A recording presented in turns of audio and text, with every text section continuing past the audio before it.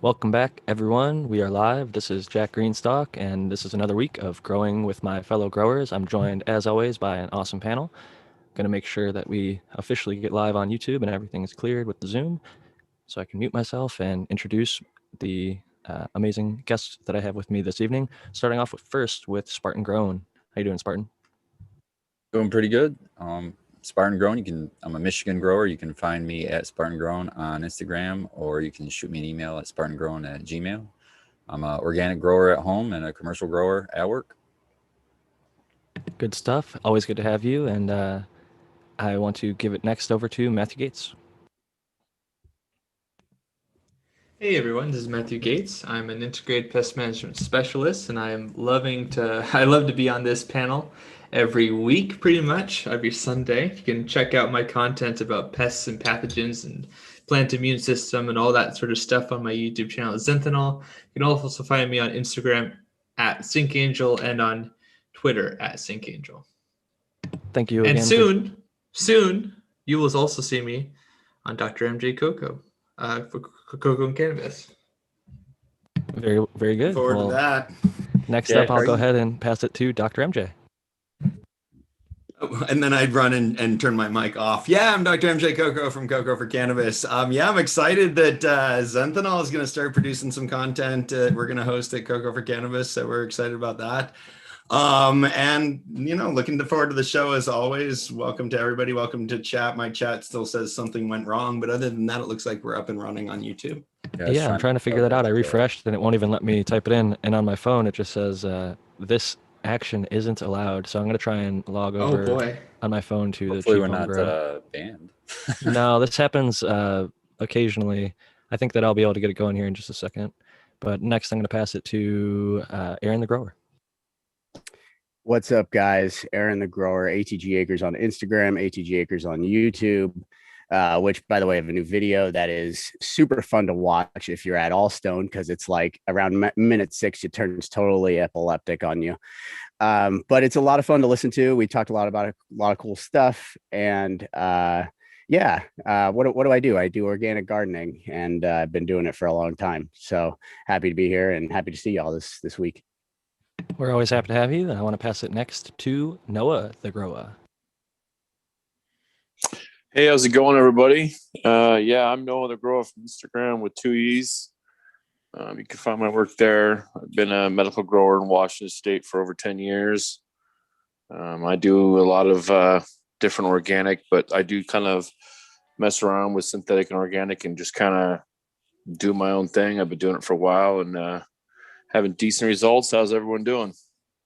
I'm doing well this week, and I hope everybody else is also. I want to make sure that I get everybody their chance to do their introduction. I figured out the technical difficulties so that we are able to have a chat. So that's always good. I want to give it next over to the American one. Hello, Jack, panel, and everyone in chat. It's awesome to be here tonight. I'm the American one on YouTube and the American one _with_18s on the IG. And if you want to hit me up, you can find me there. And let's talk about cannabis. We're definitely going to do that. Next, I want to give the person who showed up first to the Zoom with when they got the link, Brandon Russ, the chance to go ahead and introduce himself, because I don't think he has done so just yet. What's going on, everybody? It's always great to be able to chop it up with everybody here. I hope everybody's an awesome day. I'm Brandon Rust. You can find me.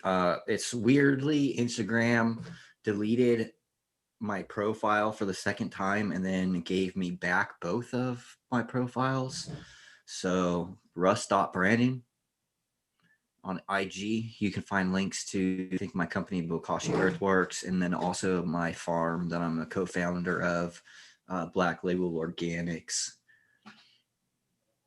Oh, and also in November 12th and 13th, I will be speaking at the Oklahoma Convention Center. Very cool. Business Expo.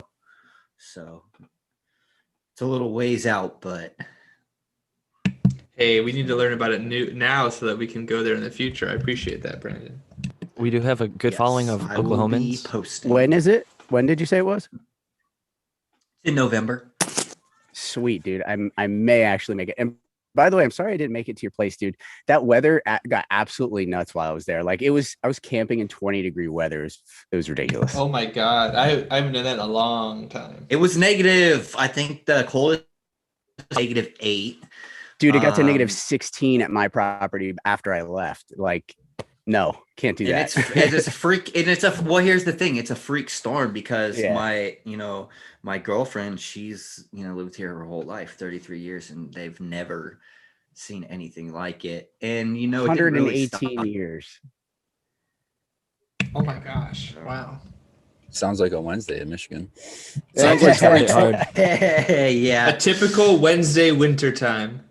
You poor suckers. Here's the thing. The thing that did suck was we already had snow on the ground from a previous snow. Everything was all right. And then it snowed again really hard. So I have a professional photographer out here, my friend Mark Woods, who goes by Lifted Macro on IG. And he came out here to do a bunch of work. And we actually lost a day of shooting up at the farm because of the weather. That's but other than that, man, we were fortunate. No power, no problems really. The water froze up, the pipes froze up for a day, but one of my partners came through with this like turbine fucking heater. It was crazy. It's like this gas thing. I don't know, dude. And he just run the well house. Presto changeo. We had. Glad to hear. I think a good topic for this week might be talking a little bit about power outages, because I noticed somebody asked about it and I went to send them the episode where we talked about it, and it has since been deleted, unfortunately. I want to give Kyle, Predicated Breeding. I believe you have not had a chance to introduce yourself just yet. So go ahead and let the people know where they can find you and what you've been up to. Yeah, hey, I'm glad everybody's here and everybody's safe. My name is Kyle Breeder. I specialize in feminized seeds. I actually just launched 2 brand new varietals on my website, which you can find that website at the letter P followed by breeding.com. And if anyone wants to look at any of the work I'm doing or some of the flower that I've been harvesting, you can check out any social media platform at Predicated Breeding. And yeah, I'm really happy to be here and excited to see what we're talking about tonight. I think a good place to jump off would be talking a little bit about power outages, but I kind of wanted to ask you because you did literally just drop it. I reposted on my Instagram. Your new seed drop is available, and maybe a little bit about both the parents in that cross and what people could expect about those seeds that you're newly releasing. Yeah, so one of the crosses is a wedding cake cut that I sifted through by an Afghani strain that I call Afghan cherries. And the wedding cake from predominantly stands through with basically yield and stench, but there's definitely like a cherry back note on it. But the yields are huge. I've seen some of the other growers post pics that I've been kind of like having people test out and stuff. And some of them are, if not as big as a soda can, a little bit bigger, like a Coca-Cola can. So I was extremely happy with those. Those are really good seeds. And then I have a New England Rock Candy by Afghan Cherries, which New England Rock Candies has been my staple since day one. And anything that I've put her to, or, anything that goes into her has just been really beautiful and phenomenal. So, that strain came out pretty well. I would say like an indica leaning hybrid, but just to cross 2 together is just a really beautiful work. So I'm just really excited for that. It took me a while to kind of shout out to Sequence for helping me out with that drop page. He's a good guy. But I'm excited just for the community to experience these, and I really think everyone's going to enjoy it.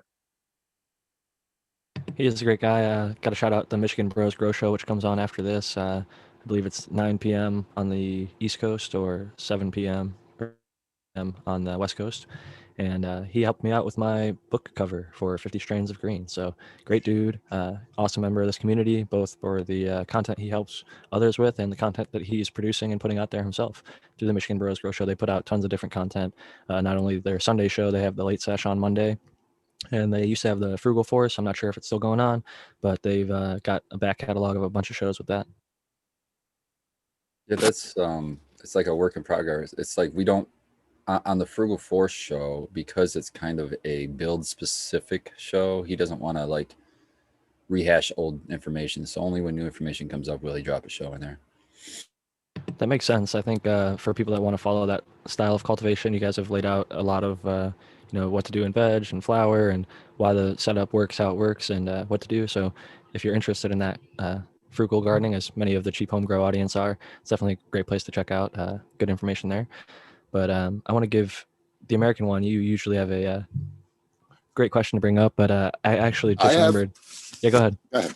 Well, I was just going to say I have a statement I want to make. I want to apologize to MJ Coco and Coco for Cannabis. I did not make the live, and I didn't even post pics of my grow recently for that particular grow. It's not a grow if it's a grow together thing. Yes. But I will. I swear tonight, if I say it, I'm going to do it tonight. I'm going to do it. So my apologies to, and Smart Poker and Crispy Wannabe. I know that they're on there and they're following. So my apologies. Hey, let me just shout out. Last week we gave away the Photon Tech X465 to one of our community members, Kong. He was there during the sort of live watch party in our chat room for the giveaway. We used the California Daily Lottery to pick our winning number. And he's about to get he is so sort of excited about it. It's the first time we had a big prize where the winner was there and everybody loves him. So I just wanted to give him a shout out and congratulations for his big prize. It's always awesome, when someone in the community wins. I think I saw Boom Farms won a Scorpion Diablo, and he's been a big fan of the HLG show, or GML show, I should say. And they gave that away, and he won it, and he had probably one of his best crops I've ever seen on his page, on his last grow with it. So not only did he win it, but he put it to good use, and I love seeing stuff like that in the community. And when it's somebody that it's great to see the community supporting each other. So shout out to you, Dr. MJ, for making that happen for him. And I'm looking forward to seeing what they do with it, because it's always great to see. Like when Spartan won Grow Off, you got that science light, and he's been killing it with that. How are things going with that light? It seems like you've had a couple harvests on Spartan, and it seems like you're enjoying it so far. Yeah, dude. I don't utilize it like I should. I don't use any of the bells and whistles. I just use it like a straight up grow light is what I've been doing, and it's been working great for me. Hey, while we're on the subject, let's shout out to Mr. King Bros Grow Show, who hooked up someone's in chat, Chicha B, with a light and autoflower seed. She actually has a seed popped up and it's growing, and it's awesome to see someone starting to grow. It's just awesome. That's what this is all about, in my opinion. It's like we need to get more people growing, and she is a perfect example. I saw from Eagle's show, fucking talking shit with Eagle, people basically saying you gotta grow, and she ended up winning that light. Shout out to SoCal Weed Nerd. He sent her some seeds, or is going to be sending her them soon, and a bunch of other people volunteered to hook her up with seeds. And it's just amazing to see the community coming together to literally basically give them all the pieces of the puzzle that they need to get started. And for those few people that are lucky enough to win stuff and get started with basically zero money invested, that's awesome. But there's people out there that with the light, she won an HLG 100, I think. And even if you wanted to go a little bit smaller, they have the HLG 65, which is a $100 light. And I've got it. I've been using it for over a year. I could tell you that can grow you a few ounces of good cannabis. You could flower and veg underneath that one single light. It'd just be like a 2x1 space. And if you just want to do one plant to get started, it's as simple as that. You could grow it in your kitchen cabinet. It doesn't need to be something crazy. So I think everybody should try if they can. Also want to shout out Madam T. She's also on the Witchy Weekend, which is on a little brief hiatus, but great members of our community. And Smiley's Garden, I saw all three of them one after another in the chat over there earlier. So I just wanted to give some acknowledgement to the great people in the chat who come each week. Hey, you know what's crazy is that home grow can, starting to grow your own cannabis can lead to growing your own food. And that to me is really, really huge. A large portion of your own food, you can be self-reliant and not be reliant on big ag for something that you live off of. And it builds a connection to the earth, and it helps kind of build more healthier lifestyles, I think. Even if you don't grow all of your own food, if you just really have a liking for citrus or apples or whatever it is that you end up growing, you can bring it to a farmer's market and share it with other people that grow other foods, so you don't have to grow 100% of what you eat, but be part of a local community. And I think it's very beneficial for, pre-corona times, people were more involved in that kind of thing. But where I'm at here in San Diego, I actually just saw people lined up going to the farmer's market still. Everyone's, doing what they have to do to get their food and support their local farmers, and they're still growing the food, and people need to eat. So it's in my opinion, I think a great thing to be as self-reliant as you can. But for those people that won't be able to do 100%, just doing that, dipping their toe in the water, growing one or two things, it inspires your neighbor to start growing one or two things, and then maybe you can get a community garden going. And one thing I wanted to talk about is Texas and Oklahoma and all these places, the places that are like in transit for when I see like my book that I shipped out. A lot of people got them in good weather states, but the places that have really hard weather, especially the places that aren't used to having it, like Texas, they don't normally freeze over, are losing power or losing water or losing access to things that they would need for their grow. So one thing I wanted to talk about this week for sure is what do we do to grow when our power goes out, or how do we plan ahead? So if this is going to happen, maybe seasonally for people, what are the steps in preparation? And I know this might be like repetitive for some of us on the panel because we actually did this exact episode and it's like since been deleted, but I think we're all at different stages in our life and grow. And it's always nice to refresh the people because it's a current topic that's impacting growers in my DMs actively this week. And I think it'd be something great for us to all discuss. And whoever wants to jump into it first, I guess, I think Spartan Grown, last time we talked about this, I enjoyed your input on it and I can't remember exactly what it was. So I'd like to hear some of your thoughts on maybe what you would do if you were expecting power to go out. And does Michigan have those problems? Have you had to deal with it in the past, et cetera? Yes, the power does go out occasionally because we get big snowstorms and ice storms and everything else. Why are we still putting electric cables in the sky? I have no idea. They should all be buried. Anyhow, All right. obviously a generator is going to be the best option. And the best option as far as a home grow goes, I think, is a standalone generator that stands outside. I'm lucky enough to have natural gas at my house, so I don't have one yet. I'm saving up for one, but I'm going to save up and get me a big whole house generator that runs off natural gas that automatically switches when the power goes out. So that's my long-term goal. What I do now is so flower room, it's not important as far as the light cycles are important only in that the plant is kind of measuring the darkness. Think of it like that more than it's measuring the light. So in the flower room, if it's only a couple days, I'll just leave the lights out in the flower room and not fuck with the flower room as far as lighting goes. Yeah, but I do need to get light into anything that is not flowering. So that would go mothers and clones and veg plants. But the cool thing is it doesn't need to be a lot of light. I have an LED bar light that I got at a local Sam's, and it's got a lithium ion battery in it, and I keep it charged up. I use it all the time though because it's portable. It's portable light. It's fucking amazing. And it's got a hook on it and everything, so I can just hook it in my veg space and turn it on, and it'll last for hours and hours and hours. I only need it to last for really what I like to do is put it on the strobe feature, so it's not using as much electricity. It's not constantly on. It strobes, so you get like twice the length out of it. And I only will strobe it for like half hour, 45 minutes, and then go shut it off, and then come back in a couple hours and put it back on again. You don't have to light up for 18 hours. You just have to interrupt that dark cycle. That's a good point. I wanted to give Aaron the grower a chance. He has his hand raised in the Zoom. That's right. I'm being polite. But I have a lot of thoughts on this. First of all, yeah, get yourself a generator, preferably one that runs off of propane, but that tends to be more expensive. And it's usually either propane or it's regular gas. Gas is really expensive. So I side with the diesel generators because you can get red diesel delivered to your property. So I have on my property here a 50 kilowatt generator that generates, or I'm sorry, 50 amp generator. So at any point in time, I can pull 50 amps at 220 volts from that generator. It runs off of two 275 gallon red diesel tanks that I keep at least a quarter full.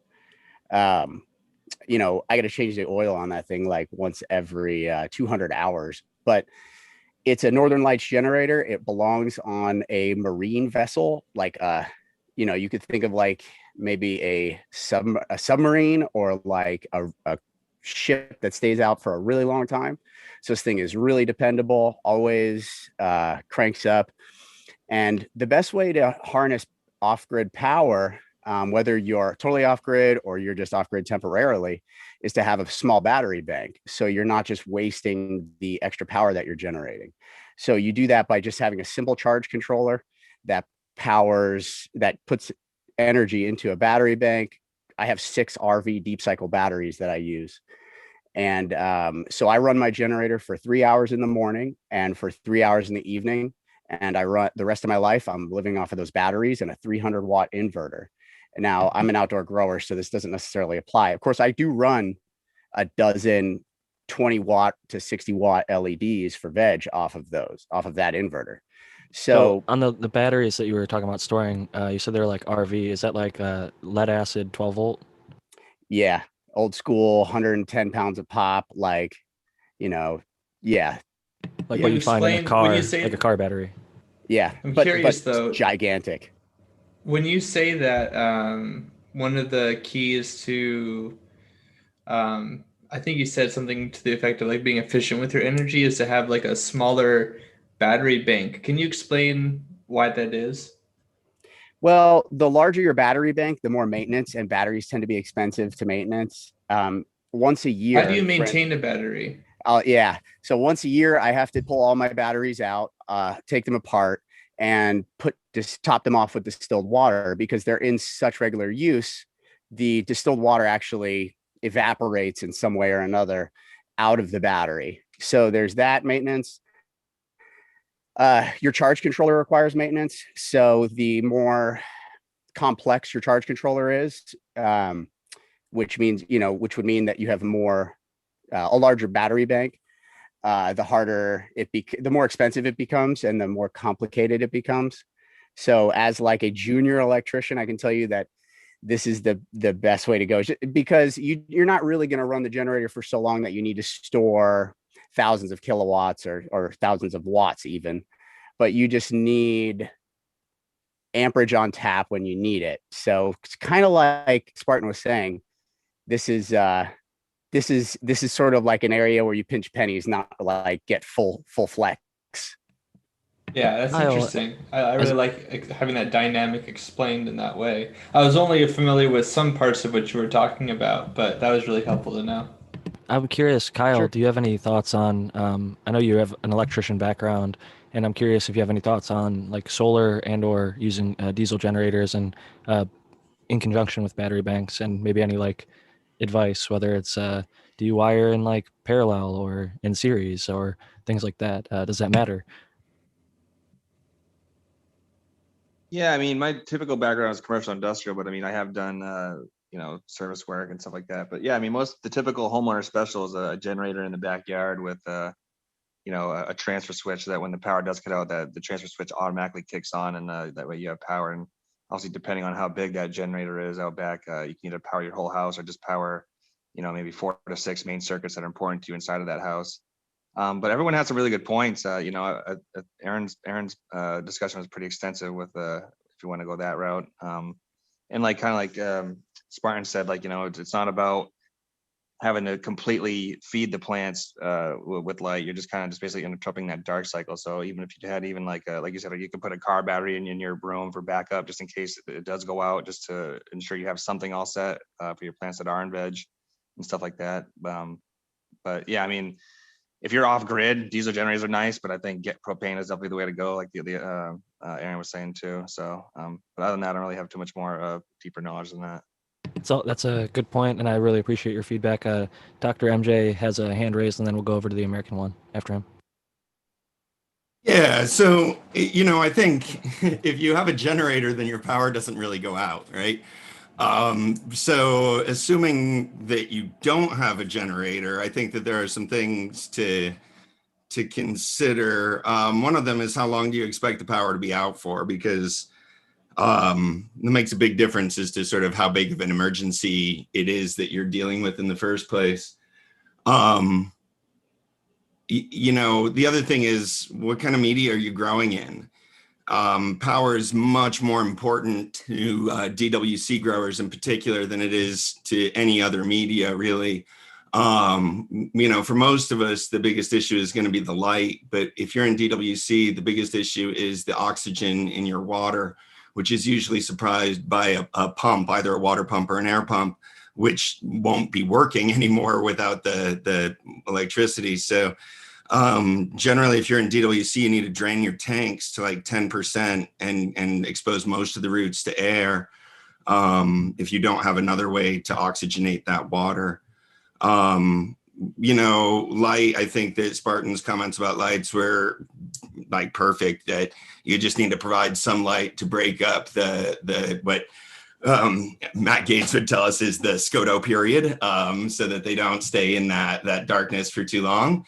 And I think that that's something that most of us can handle in one way or another.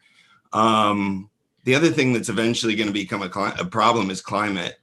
And, if it's climate can be the one issue with the sort of flowering plants that get plunged into the darkness, even in cocoa. If I'm during the dark period and power goes out, the relative humidity is going to spike in my grow space. And that could be an issue, especially late in flower. If it's lights on time, I would open everything up and sort of, open the door to the tent and all of that. But during that dark period, you're going to be fighting with a climate problem if you need to keep the plants in the dark, late in flower, in a high humidity situation without an exhaust fan. That's a great point. When I had power go out, California actually, believe it or not, has blackouts as well, not from ice and snow, but usually from wildfires or even the threat of wildfires. If it's high enough temperature and the winds are blowing, sometimes SDG&E or PG&E will cut out the power in certain areas. And that's been a thing throughout California's history that we've had to deal with. The American one has his hand up, and I want to give him a chance before he potentially forgets his idea to jump in there. Oh, yeah, no, I was writing stuff down now. So yeah, first off, everyone, move yourself to a first world state that doesn't lose their electricity often. No, I'm just joking. But yeah, thank God in my entire existence, it's only been like a 12-hour period altogether that I didn't have electric. And Dr. Coco stole one of my points was going to be about the humidity spikes. So yeah, don't water them, obviously, if the lights go out. But one of the other things I was going to say is no one knows how long the electricity is going to be out for. So that's kind of another unknown. Sometimes you do. Sometimes like the one guy was like, hey, it might be out for 24 to 48 hours at the most. And I was like, if that's the case, but it's not going to be a week, or it's not going to be more than, I think 3 days is really, if you're 3 days in the dark, you're in trouble. I think they may have told Texas it was going to come on in 2 days, and it's been a week now. So yeah. But yeah, I agree with that, though. Just having that perspective of like, yeah, thank God. And you know what? So luckily where I am right now, there was someone relatively, I guess, high up in the government that needed life support in their house. So when there was a temporary our block came on immediately because they get priority, I guess.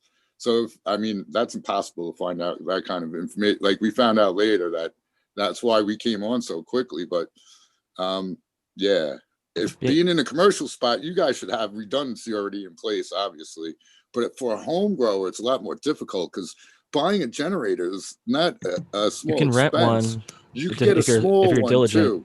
If you rent one at like Home Depot or something, you can just figure out double whatever your get there used first watts in line. is. Yeah, you got to hustle.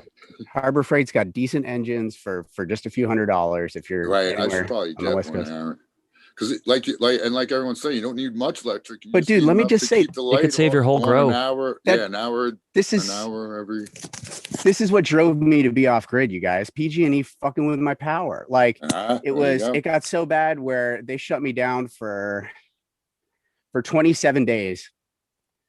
I mean, if you don't have a generator, you're dead. It was snowing. Wow. And it wasn't because of the fire. 27 days. It was me and that should be like neighbors. Illegal if you're paying for electricity service. Yeah, that's crazy. But I just went, you just got to survive. You just go get a generator. You learn how to do shit. I fixed a 20-year-old Briggs and Stratton generator to figure out how to get power. I mean, this is just off-grid living when you have to live off-grid. So Kyle, I want to ask you, because I think you might have more perspective than, not to knock anybody else in the group. I don't know what the rest of your electrical backgrounds are, but for solar, for someone who's like in Southern California, LA, San Diego, or even any other places that have good amounts of light, how much of a transition, like, do you know, I heard that like 10 square feet has X amount of watts. I think it might even be like 10 square feet is like 1,000 watts or something ridiculous. Like, it's a very specific conversion, but I'm basically trying to get to the point of roughly, like, is it possible for most homes to, if you own your home, transition to solar and have it cover enough of like what we're looking to cover in a potential blackout situation like this? Yeah, I mean, if you're strictly trying to protect your grow, definitely. You know, they're actually, I mean, back in the day they weren't all that good, but now, I mean, there's they have some really good products out there, and a lot of these cities are actually willing to pay in on you doing that, and then you get like tax benefits and stuff like that from having it on your house. But with the actual equations and numbers, which I'm sure that you're looking for, and I wish I could give, the most I've done was I built like a football field size solar panel field for Ocean Spray, the drink. But I was just the installer. I wasn't the one like the engineer behind the scenes that was doing all the calculations and stuff like that. So I It's don't. cool wish I had more- nonetheless. Yeah. But I honestly, what's funny is down here is we actually all, because again, I've been an electrician since I was 18. I'm 32 years old now, but they try and give us more money to go to. It's like basically you get a $6 raise to be do anything that involves solar because it's such a shitty job. And we actually, I've been offered multiple times even this last year, and I just declined it because it's such a horrible. It's just a shitty gig. But God bless anyone that's doing that. I'm not talking shit. I've heard the My biggest uncle- cost. Go ahead, So Matthew, sorry. how well do the solar panels work in the middle of the storm that's shutting down your power? Not Just out of very. curiosity. Probably not very good. Just, feasibilities. I think the point is We're that talking about Southern hopefully it's California. We don't charging get those battery. storms. Unless you have a battery Or the- bank. Unless you yeah. have a battery bank. That's a Yeah. different Tesla, yep. for example, you don't even buy the thing. You pay into a subscription, and you can get power walls, which actually they can, one, you can sell the So power sick. back to your grid, and selling the power back to your grid, they can actually pay you for the solar that you're collecting in the right region. So solar definitely has its upsides for sure when it's done properly. And the other thing is the installation is the most expensive part of solar. The panels themselves are like pennies on the dollar at this point. It's getting somebody up on the roof who knows what the hell they're doing. You have to know, it's not like just a guy who can go up there and put up shingles, and no offense to anybody who roofs. It's a hard job, and I highly respect everybody in the trades. But being a solar technician is you have to be an electrician and somebody with basically roofing skill. So you're dual trained, and it's a lot harder to find those people. And even if you're somebody who has those skills like Kyle, who has the capability of doing it and would get paid more for it, it just sounds like a more difficult and undesirable job. So definitely complicates things a little bit. But Spartan, you've got your hand up. So Well, in overtime, things get more efficient, right? So at some point, you have to you may be you may have to like change your panels, I would imagine, right? Because the technology is still increased. I guess you don't have to, right? But if you want to reap a better reward, especially if we have a power buying system in the future, that could be one thing to consider as well. But definitely, Spartan Grown, go ahead. I just had a few miscellaneous things, but for when Dr. Coco brought up the DWC, I used to grow DWC, and what I did for that, my solution was the UPS for, you get at a computer store, a little battery backup that you use for your computer. It works. It can run a Airstone for a long, long time. So little UPS, just use that to plug your Airstone in, and that kind of solves that problem.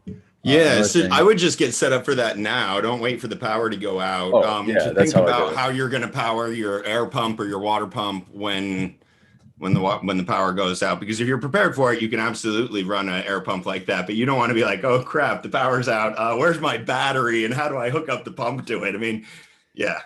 Yeah, anything from like a rat or an ant or some animal can like disrupt your cabling, or like a tree could fall just because you live in Southern California or Tornado Alley. It doesn't really matter, or Michigan or wherever. Our panel here is from many different places and have been in very many places. And I agree. I think energy security is, that's part of all other aspects of security. You got to have resources to use them.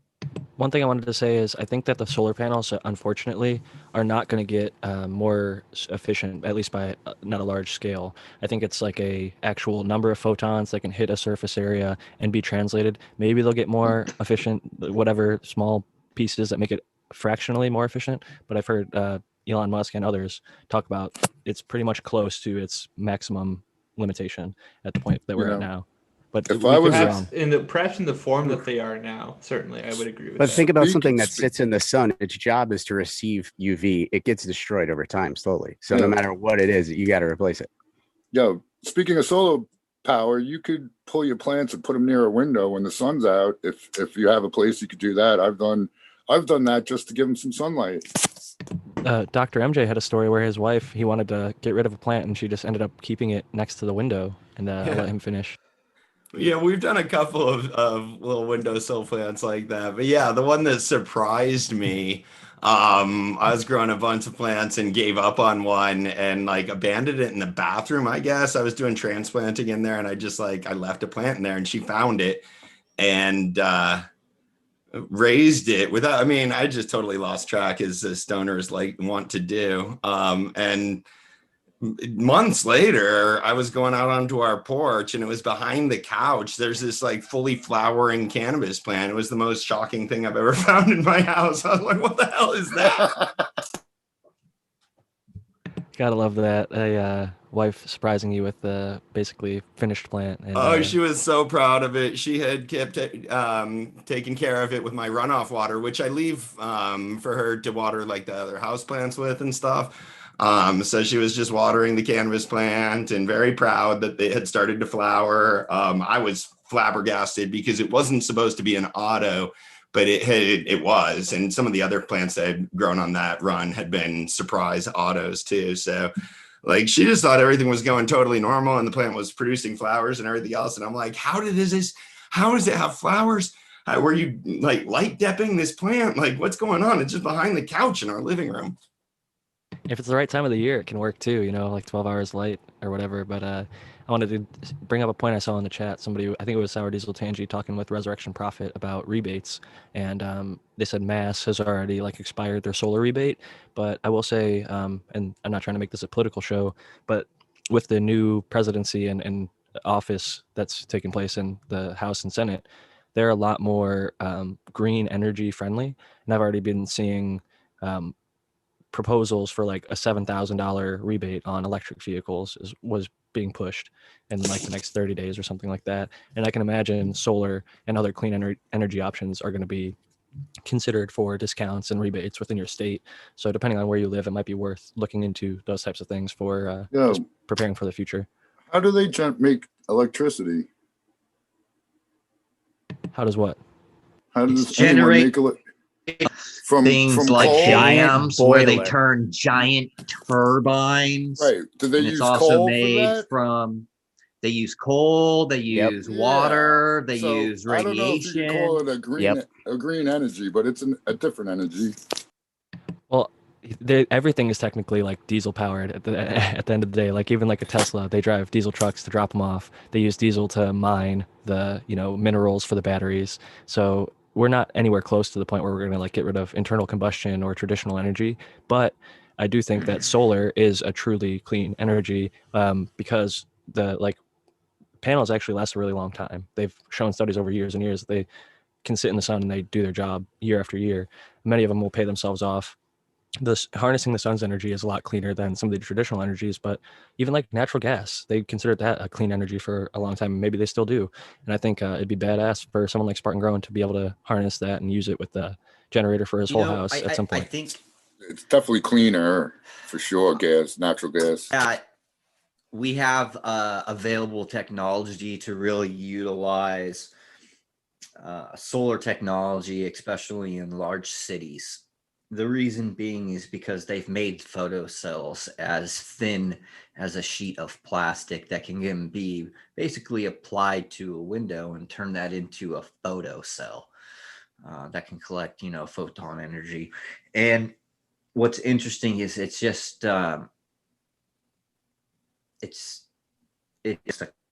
because the manufacturing, it's just, a lot of times I just don't think that we're at the scale of that type of technology or where it can be cost effective. Yeah, I feel like The democratization. ROI is definitely getting there. Yeah, but I agree with you. I did home grow humidity and stuff like that we were talking about earlier. If your power goes off, I've had power shut off because of fires, because where I lived before I moved out here to Oklahoma. So if your plants are flowering, even if it's the dark time, I highly recommend to open up where your rooms up, open up your doors or your tents. You can try to keep it dark in there if it's dark, but you want to try to figure out a way to move air around. If it's really humid and you know it's going to be humid for a while, all the things that they said about having a generator apply. If you can't power lights with your generator, try to do minimal just to keep the photo period that your plants would normally be exposed to, even if it's just like a LED fluorescent bulb. But my biggest thing when our power went out was really air circulation and moving around air, because the humidity rooms were so high. That is one of the big things. But here's another thing you can do too. You can go to Harbor Freight and then make these LED shop lights, and they're chargeable, and you can charge them. I think they come with a cord that you can charge them in your vehicle even. So a lot of times what we did is we would have like 10 of these things always charged up in the cabinet. And if the power did go out, what we could do is we could at least station up these LED shop lights and turn them on for, a period of time to help compensate for, the light cycles. Those work great. I have a buddy who actually rigged one for a permanent fixture in one of his rooms. This is like a cheap budget light. He figured out a way to hardwire it, and he uses it for his veg. But one thing I wanted to say about, or two things actually, for the humidity and the dark cycle. One, I have a really small tent, so opening up the flap, like you said, opening up the door and shaking like a cardboard around. I just cut cardboard slits and made it like a little wing and kind of acted it like as a fan. But there's another product out there called Damp Rid, DAMPRID, and you want to get the unscented one. It's for damp, musky basements and shit that are overly humid, and it's a bucket of basically a powder that takes the humidity out of the air, and when it's done it turns into a liquid and you can just dump it down the drain. No, the grow out, you've got your hand up, so I want to give you a chance to jump in.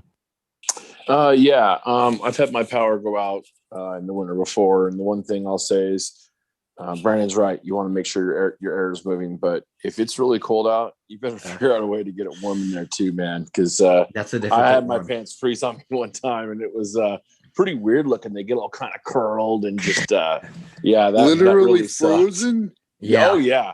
Because the plant's mostly made of water. So for But instance, that we means were getting inside rid your of house is that cold though. in my garage. Well, I got no power. So, Right. Wow. Yeah, it was cold, man. Damn. I've seen dude, plants it was- survive that, the whole freeze, thaw, They did. freeze, thaw, and they live through They a cycle 2 or 3 Well, times yeah. until it will kill it. Yeah, no, my plants made it. So one question I heard Brendan talking earlier, and man, it's so true. I'm really getting into that sustainable garden thing, and I have a pretty big garden plot. So 2 years ago, we took a yard of chicken manure, and I had my buddy rototiller it in, and that worked pretty good. It was a little hot, but it worked. And then this last year, I used kind of this organic solution on my garden called Earth Juice, but it was just such a pain to have to water everything in my garden by hand. And I was kind of wondering what I should try and rototill in there, because that yard of chicken shit was really hard to get to my house, and I was really worried about my neighbors because it really smelled. But I was wondering if maybe bone meal or blood meal from that, some of those companies that have that box. I wondered what kind of stuff I should rototill into that garden that would make it kind of simple and kind of re-amend that dirt.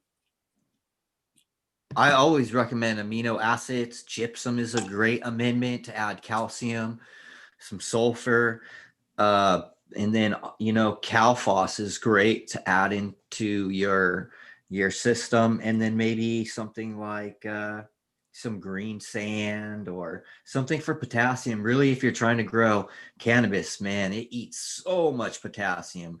Typically, I'm running that higher than anything else, with the exception of calcium. So, and then in flowering, I'm actually kind of running them on equally. I was going to say a simple one, Noah, is the Build a Soils craft blend has a bunch of really good stuff in it. Between that and gypsum, that's a good amount of the reamendment recipe that Spartan Grown passed my way, which has been really successful for the past few grows. So Are you talking about gardening vegetables? Yes. Yeah, skip Okay. all that, dude. Just get a fucking compost. Or, Right. fucking just Yeah, throw you'll compost be over the fine with top and don't compost. till shit. And just fucking plant into it. Yeah, I can I know a little bit about the cannabis. I have a pretty good recipe myself for that. It's just I don't know a whole lot about vegetable gardening. I know it's really similar, but I am kind of looking for something that's just pretty easy that I can just rototill in and not have to worry about it, you know. Yeah, dude. If you're doing vegetables, just do a top dress, like Spartan said, man. a lot of people are fans of the no-till or low-till methods. So that box company you're talking about is Down to Earth, and they actually have a specific one that you're looking for. It's called Vegetable Mix. Just grab that, dude. You're good. Cool. Nice. Yeah. Thank you. Yeah. BioLive really makes plants healthy too. So I sodium in it though, so I stopped using it. I brought up a scenario in the chat, which was where did I put it here? Oh yeah, you have to power your grow for 48 hours. How do you do it in your specific setup? Aaron asked how many watts the person needed, and I would say, well, whatever your system is, like that. That's part of that contextual question. You're probably running like, you know, maybe if you're a home grower, you're running like 1 or 2 1,000 watt lights, and you have like maybe what's your DHUE run in a home grow, guys? Like a few hundred watts to 900 watts or something, Or no DHUE at all. Or no DHUE if you know. But I'm just trying to. Don't have DHUEs. Oh, you don't have a little D. I mean, I used to run a little DHUE that I bought for $140 on Amazon, but I mean, that was one thing I wanted to bring up earlier was they make Most run these vents, so they Some have need a exhaust fans that some are need a pulling something, humidifier. but not dehumidifiers or air conditioner. The other way I somebody- wanted to approach this objective was to say, like, you know, what would the average grower is, but I thought maybe giving that bit of freedom would be interesting for the chat response. But like, yeah, like if we were to like think of a perfect average or just sort of a general average, like how could we advocate for energy, you know, self-sustainability? Because I think that's a really important thing to me. It is really hard, like the isn't it? damper because it uses no electricity We're all at all. dependent. We're dependent on monopoly corporations to provide us with. I want that I'm not. bicycle I that mean, generates absolutely. electricity. I've seen it on the YouTube. I'm getting that bicycle. That's all. The bicycle. You know how hard you have to work to produce like a reasonable amount of electricity. You would have to I'm an eat addict so much back then. food just to have the energy Like to to produce charge that your many phone, you have to be BTUs. on that bike 24 hours a day just to like recharge your cell phone. I mean, it's Well, how can absurd we when you really put it in those terms, how much sort of raw power we use in our That's modern true. lifestyles. I mean, there's no way our bodies could produce that Right. much That's energy. That's why engines are in horsepower, not human power. Yeah. I wanted to That's say a- earlier, there's a thing for smaller grows, home grows. They make these for the summertime. It's like a mini air conditioner. It's basically a cube, and they charge, and they have like a few hour timeline. But an air conditioner also acts as a dehumidifier. So if it's like hot and your power goes out for like California, that's usually when it's happening. You can plug that in and have it charged. So when the power does go out, you have it. The Damperid, I've used it personally in my grow. It works within a tent. I've seen Eagle Gardens, who has a much, much larger space. He has a bunch of different tents around, but he uses that in place of dehumidification. And he's been able to take a lot of humidity out.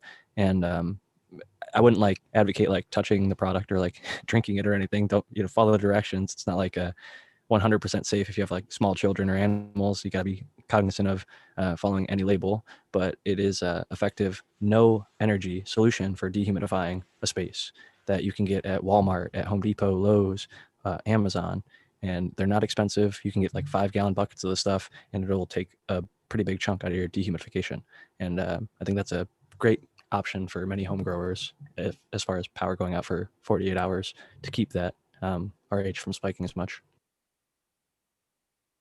Yeah, because I was thinking like, you know, just like as an emergency preparedness thing, for the same reason you should have a flashlight and, you know, a little bit of stock or that kind of a thing. Even if you can't power it for, you know, for perpetuity. The average person I'm does super not. curious now. How many members of the panel feel like you are fully prepared to manage a blackout that lasts over 24 hours? And I'd be interested to I ask am. the chat too, just to see like a simple, yeah, I'm ready, or no, I wouldn't be ready. Like that would be a panic for me. Like, would you or would you not panic if the power went out for 24 hours? Dude, I'm Who's good ready for that? 1,000 years. That's a good question. Okay, Aaron. Me Well, too. I'll say this. I'm That's not I'll for shut up from 1,000 here, though. years, That's it. but what I'm good. saying. I'll just. Aaron's good. Okay, Aaron's ready. Who ready. else? I'm not ready. I'm not ready. I'm in Totally. panic mode, running around like a chicken without a head cut off if I lost my power for more than 6 hours. I'd be all right, I think, because I from the very beginning, I didn't do hydro and a lot of things because I didn't want to have to plug in more stuff. All the plugs were for the lights, and everything else I could do, because of tripping breakers and stuff like that. I could take all my veg plants and just bring them upstairs to my Yeah. living room, so veg is taken care of. And then what do I need to do for fucking flower? I got to open the door.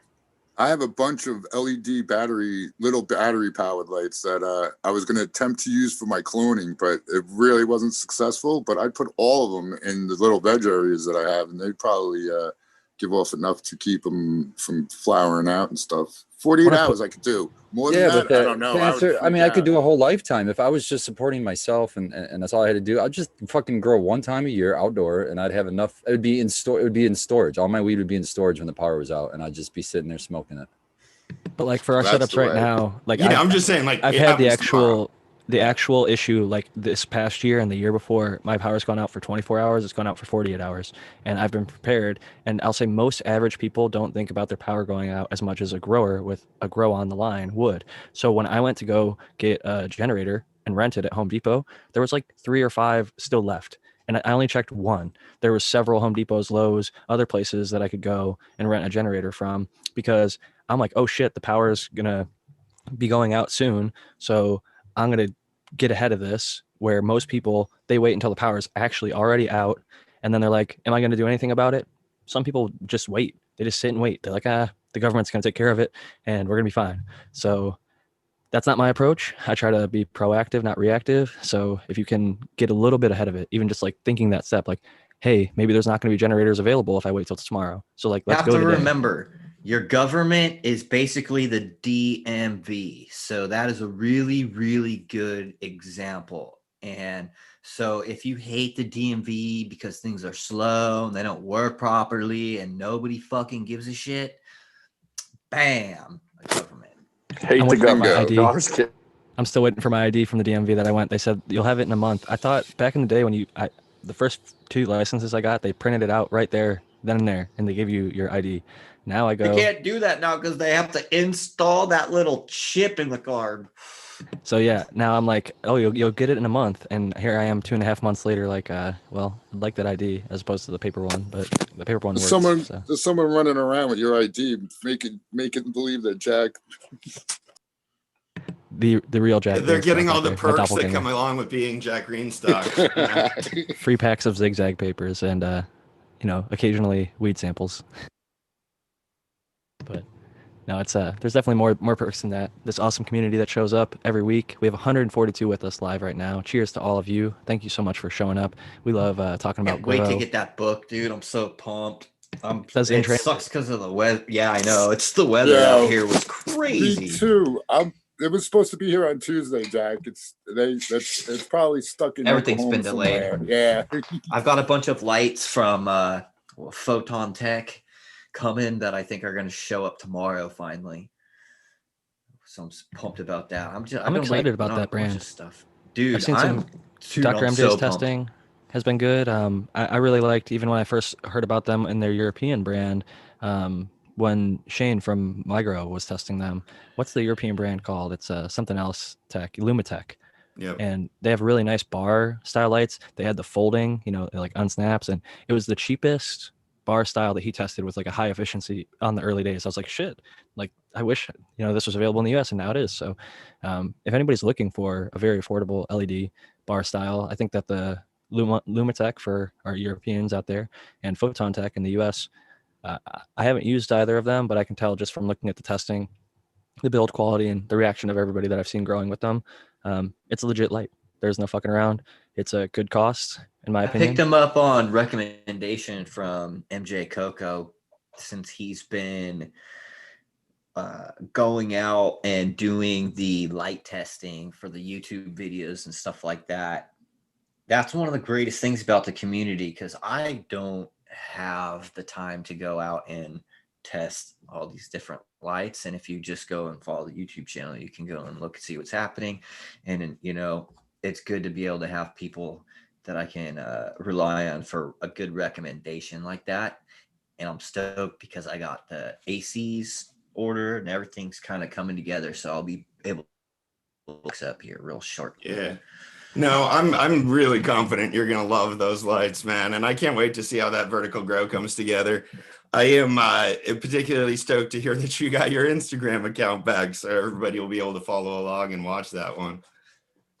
Yeah, it's gonna be awesome. And you know, I'm gonna be, I think, using some grassroots fabric pots, and then I think I'm gonna go with the Arroyo system, which is what like Jungle Boys use to monitor their drybacks and their ECs and pH. And what I'm going to try to do is I'm going to try to correlate the data with what I'm collecting and getting from the lab, and try to kind of dial in like more data sets in there. It's going to be my little crazy science box where I can just pull mad data. I'm curious to see how that works out, because I know in Rockwool with the EC monitoring, pH and all that other stuff, they know like the temperature of the cubes, the exact moisture of the cubes and all that stuff, and it works really well for them, and it's consistent, and they can really experiment and play with what works best for them. So I'm curious, you know, Really, they have a that you can put into soil as well. So I would love to be able to play around. I can, you know, I'd be really interesting to see if micronutrient dosing, similar to kind of like how we would like do dosing mushrooms, or, you know, other beneficial things, can really help pump up the production value in organics, because we're doing great, really great. And really what it comes down to is some really interesting science about how these things are falling into solution at certain pHs, and how they actually, like for irons, whey is a really interesting molecule, because it has a lower charge density, and it also, even if you put something like ferrous iron into the soil, or iron sulfate into the soil as a micronutrient, it doesn't stay in that form very quickly, because it's reduced, and it adds that extra molecule that makes it unavailable to plant. So that's one of the, I think, fact really interesting to kind of and see if doing like the micro injections of the, you know, or they're still organic micronutrients, but I'll play around with that. I'm super excited about endophytes being used, and also like, you know, mycorrhizae and that sort of a thing. But like, I'm really excited about facilitating that particular process that you're describing, but with like through like a biotic channel. I think it'd be really amazing if we could get like a super efficient endophyte that could like also perhaps even elicit the immune response at the same time, or a couple of different ones, one of them for nutrients, the other one for you know, immune response. There is, Matt, check this out. There's testing for monetization. So you in roots, and I forget what lab it is. I just found out Leighton Morrison from Kingdom Aquaponics. I was, because I sent samples of my my soil, because he wanted to do some microscope work on it and kind of see what the biology looked like. And so we were having a conversation about some labs that can do testing to see if colonization is even taking place. And I would, you know, from my perspective, I don't think that, because of my saturated paste tests and seeing that, like, you know, I have 4 to 5 ppm often of soluble phosphate in solution, I don't think the signaling for the plant to kind of keep that symbiotic relationship alive and going would be there. Because one of the things that I've been kind of researching lately, which is really, really interesting, right? So if you have soils that are deficient, or if a plant is deficient, expend their photosynthetic energy. It's in substance which is called photosynthase, and it is comprised of a ton of different chemical constituents that are released as the exudates into the soil. And so what ends up happening is, if they a free soil nitrogen fixer, they'll release a certain chemical constituent that will be able to keep them colonizing the soil and fixing nitrogen, but it could cost up to, and I saw and I read the report, up to 15% of that energy cost in that plant. And then they still have to convert that nitrogen into protein. So one of the things that I'm trying to focus on too in all these is trying to figure out kind of how I increase the energy of almost like the biomechanics inside of the plant. So Brandon, I You want make to a really good point. Oh, I want to cut in because Kyle, Predicative Breeding, just had to jump out, and I wanted to give him a shout out. You can find his work at pbreeding.com. He just had 2 new seed drops, and a lot of people have been really happy with his gear. So check out Kyle on any social media platform at Predicative Breeding. The American one has his hand up as well, but I wanted to announce that I'm going to do a giveaway after the American one's comments. All right. So everyone is talking about how important those plant exudates are. I am going to bottle plant exudates and sell them to the mass public. So you guys don't have to worry about anything. We'll just apply these plant exudates into your soil and everything will be awesome. Let's do it. I just want to say that Brandon. Is that possible? No, but Brandon is. Yeah, sorry. Go ahead. Well, those exudates, I think, have a bit of a shelf life, so maybe there would be some sort of effect there or something to consider. But they're volatile chemicals, and that's the whole point. Right. What Brandon brings up is actually really important, and you can learn more about cannabis ecology and pest-host relationships on my video, Global Integrated Pest Management Review, Part 1 for cannabis. Because that's an aspect of symbiosis and mutualism in plants that's really important to consider. And since that's kind of an understudied, under-researched aspect of cannabis, although some research that's already gone on seems, I've heard it thrown around a lot, that cannabis may not be a plant that actually facilitates a lot of symbiotic or mutualistic interactions below the soil zone, or before the in the rhizoplane and that sort of place, like where the roots are. So if that is the case, then that could be, and that's really important to consider, because then we shouldn't maybe take as much time, or we could perhaps cultivate an endophyte that already exists and perhaps facilitate it to be much more of a better mutualist. Maybe there's some way to breed cannabis in such a way that it's more receptive anyways, or that the symbiosis can be facilitated regardless of the sort of nutrient uptake, and then maybe make it into a super root kind of a thing. Almost sounds like what you're saying is it's easier to build the house than to grow the exudate. You build the house that the exudate lives in or is encouraged by, you'll have it show up.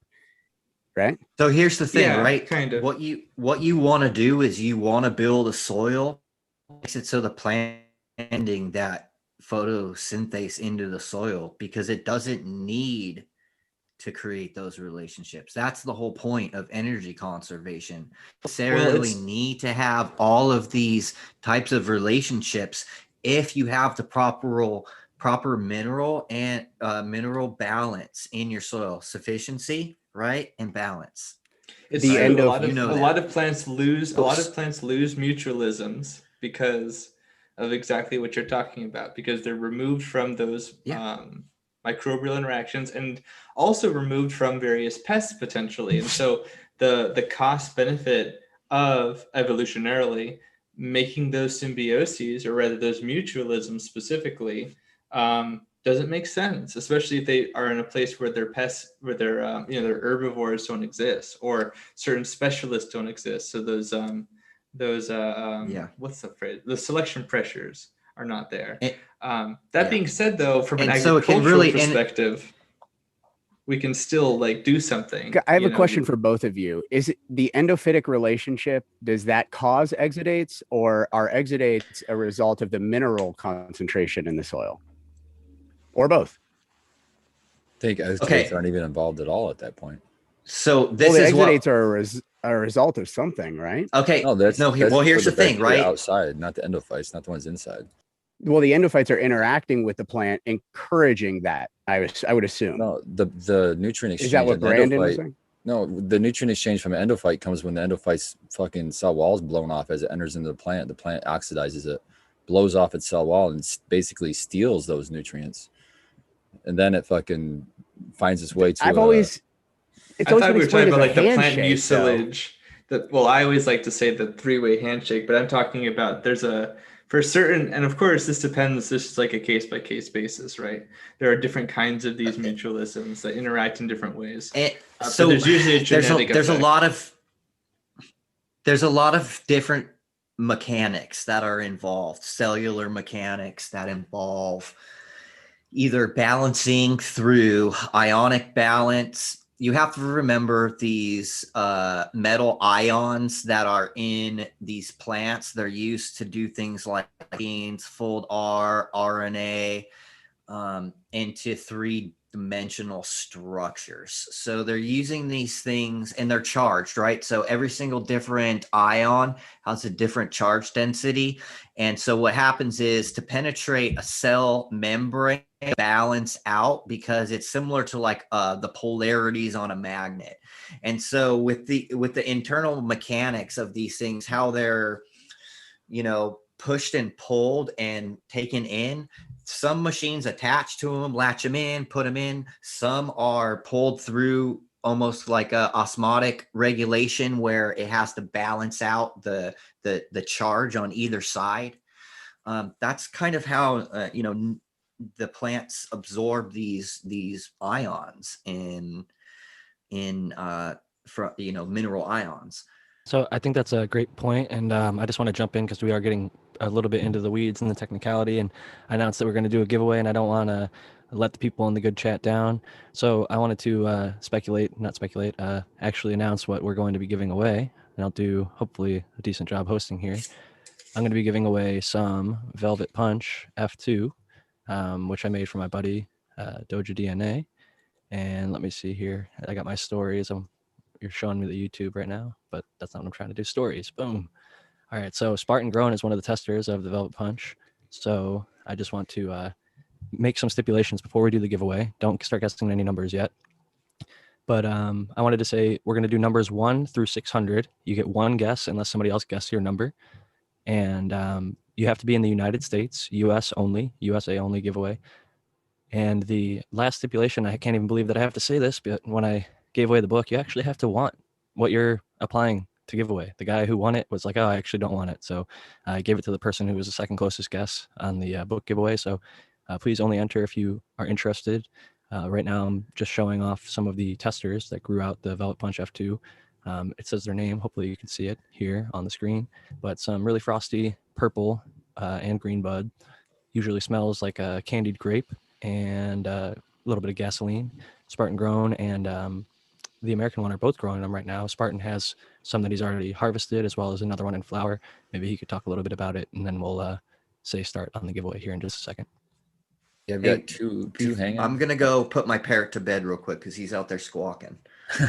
No worries. Yeah, I got 2 harvested. They're not trimmed or anything. They're just still drying. Actually, I'm probably gonna start trimming them, probably within a couple days.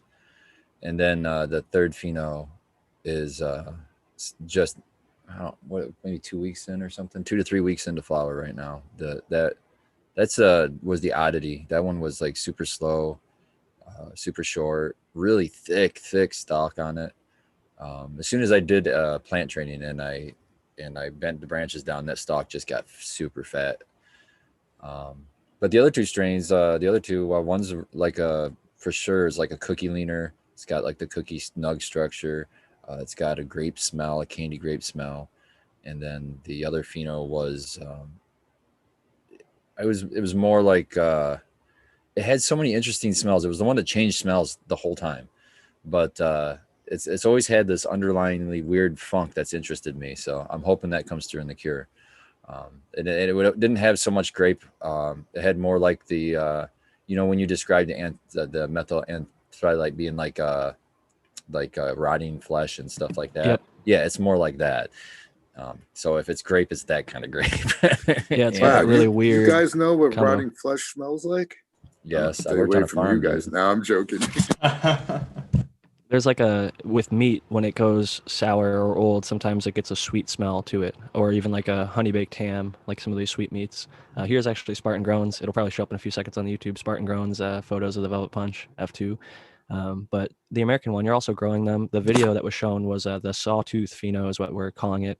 The really serrated, zigzagged fan leaves that smokestacks grew out very beautifully. Do you have any thoughts so far on yours? And after that, I'm going to give people the warning about the seeds as well. Okay, yeah, I'll second Spartan. The stems on those plants are just beefy, and they're just like, yeah, I don't have to worry about them flopping over, that's for sure. And they're all good. All the Yeah, it looks really good. I have 4 right now, and they're only like 3 weeks into flower, and one's not in flower at all. That's the sawtooth one. I'm gonna take cuts off of that. I'm gonna see how that one goes. But yeah, they all look good. They're starting to get frosty already, and they're sticky. That the resin is like already sticky. Yeah. Happy to hear that. I'm going to go ahead and write start in the chat. I think it's going to come from Jack Greenstock, but numbers 1 through 600, USA only, one guess and one guess only. If your guess is already taken, like if you picked 420, for example, and somebody else picks 420, then you can guess a second time, but only if somebody else guesses your number. Remember, we're 1 through 600, and this is for a pack of Velvet Punch F2s. The one thing I will say before everybody does start guessing is Eagle Gardens and the American one found some Hermes. Eagle had some light leak issues. I don't know if the American one had any issues, but there is cookies and chem and OG in the genetic lineage. So I would say definitely want to clean up the bottoms, or else they have a little bit more propensity to herm. Feed them light, and for the most part, all the other testers haven't found any Hermes yet. So not to say that it can't happen for the people that win a giveaway pack, but I just want to put it out there. So you got to keep your eye on it. It is a tester. I'm making F3, so hopefully we'll figure that out in the F3 if it's still there or not, and if it's just with certain phenos or certain expressions. But I'm gonna let the clock tick for about a minute or so, and then I'll hit stop on Jack Greenstock. I have the number in my head. I haven't typed it anywhere, and I'll go through and tell everybody when it hits 5:15 on my clock over here.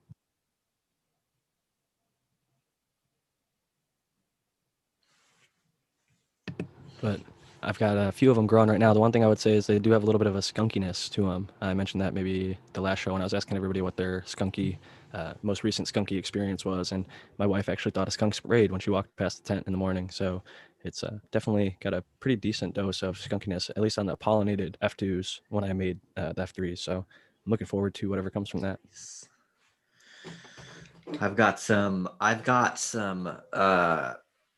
really cool stuff going to be coming down the pipeline.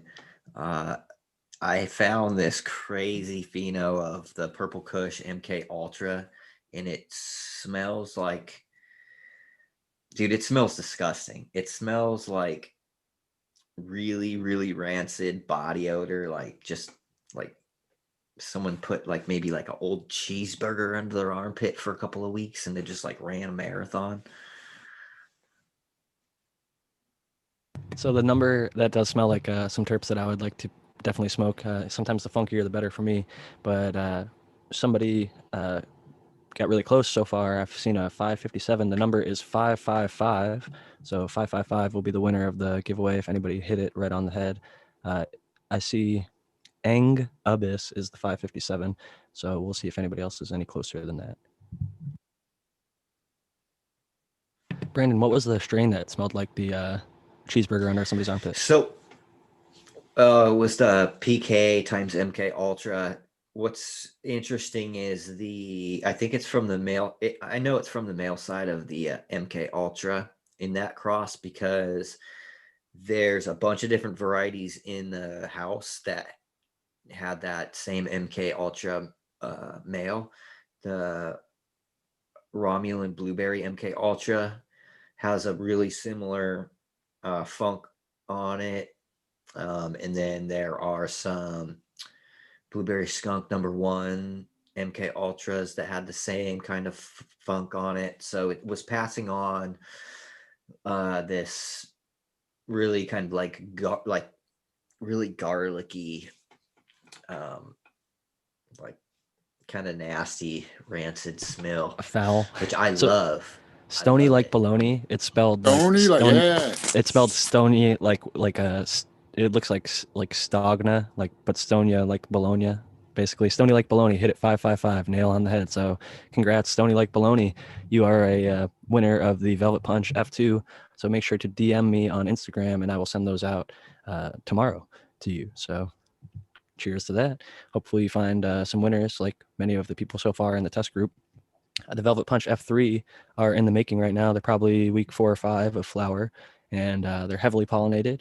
They're smelling great. Definitely have the kind of grape as well as like a little bit of that funky, like dead body smell, I guess. The sweet meat, like decaying flesh. If you look up methylenthranolate, it's one of the things that shows up on Google. And like I smell that from like 6 or 8 inches away, but when I get right up on the bud, it smells like candied grape. And then there's like fuel, and like I always said, it smelled like somebody poured that Kool-Aid powder, grape Kool-Aid powder on top of the plants, and then like dumped a cup of gasoline on the floor of the tent. That's You sort of the know, funk I get. it's funny because it's thought that some of the first pollination syndromes started with flies being attracted to like putrescent floral aroma compounds. And then over time, other aromas that we consider to be, because of evolutionary history and other things, pleasant to smell, that are sweeter and have other sorts of aromas. I wonder if a cannabis plant gets to be super, super, super stanky, could it possibly get the attraction of certain flies that would then hang out with the flowers and potentially be a source of pollination? Who knows? I definitely think it's a possibility. I've definitely smelled some. There's literally a strain called dumpster, and it smells like a dumpster. Like it smells like a dumpster on a hot day in the middle of the summer. It's disgusting. Like it's a mix of like body odor and like dead, like rotten meat and just like funky, just burnt tires, and like it's just a mix of so much nasty shit that you wouldn't think you would want to smoke it, but then when you smoke it, it gives you like this crazy intense effect, and you're just like, fuck yeah. That's like how I feel about some of the chem stuff as well. Chem D is pretty raunchy, depending on who grew it, but that's a really, really funky one. And even in the crosses, I think Chem D is what was crossed with cookies to make the GMO, which has a lot of the funkier terp profiles, or aroma profiles, I should say, out there as of late. Like the tequila of cannabis. Or I guess some people might like the tequila taste, but yeah, I'm not fond of that shit. Do you guys follow this Instagram Irazanage, or IRRAAZINIG? I don't know how to say it. I butchered it. Raising IG. Okay, Raising IG. There you go. So they do landrace Indian stuff, and they had a post maybe a month ago about a particular terp that was bringing in a new bug that was actually protecting the plants. And of course, I'm searching for it desperately right now, but it was a really cool documentation of this. I encourage everybody to check out this Instagram that I butchered. IRRAZINIG. I think if somebody could type it in chat, that'd probably be helpful for future reference. But also, I do think I remember somebody tagging me in that post, but I don't remember the contents, unfortunately.